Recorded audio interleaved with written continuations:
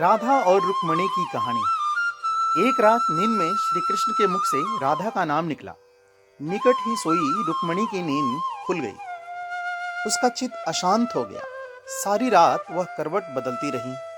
सुबह सवेरे श्री कृष्ण की नींद खुलते ही रुक्मणी ने पूछा, प्राणनाथ, ऐसा क्या है राधा में जो सोते जागते हर घड़ी आप राधा का नाम जपते हैं? श्री कृष्ण मुस्कुराए, बोले, जानना चाहती हो प्रिय?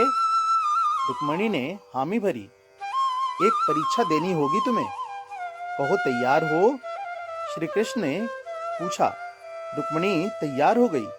श्री कृष्ण रुक्मणी को लेकर यमुना तट की ओर चल पड़े। राधा को भी संदेश भिजवा दिया गया।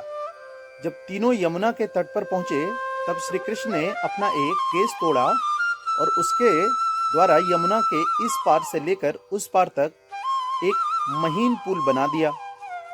उसके बाद श्री कृष्ण ने यमुना से 2 मटकी भरी। एक मटकी रुक्मणी को दी और एक राधा को, और बोले, मेरे प्रेम का स्मरण करते हुए ये मटकी पुल के पार पहुंचा दो। रुक्मणी मटकी लेकर पुल पर चलने लगी। कुछ दूर चलने के बाद जब उन्होंने पुल के दूसरी ओर देखा तो सशंकित हो गई। उनके कदम डगमगाने लगे। उन्होंने स्वयं को तो संभाल लिया, किंतु मटकी संभाल न सकी। वह किसी तरह पुल तो पार कर गई, पर मटकी यमुना में ही गिर गई। जब राधा की बारी आई तो मटकी लेकर बड़ी सहजता से वो पुल पार कर गई। यह देख रुक्मणी चकित हुई।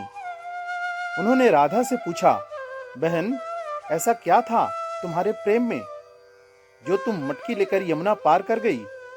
राधा ने उत्तर दिया, बहन, मैंने कहाँ यमुना पार किया? प्रिय के द्वारा मेरे हाथों में दी मटकी ने ही मुझे पार पहुंचाया है। रुक्मणी को राधा के प्रेम की अथाह गहराई का भान हो गया। समर्पण प्रेम का मूल है। जहां समर्पण है वहां पूर्ण विश्वास है, शंका के कोई चिन्ह नहीं।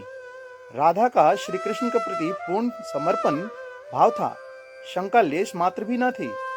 विश्वास था कि प्रिय ने हाथ में मटकी दी है तो पार भी पहुंचाएंगे ही।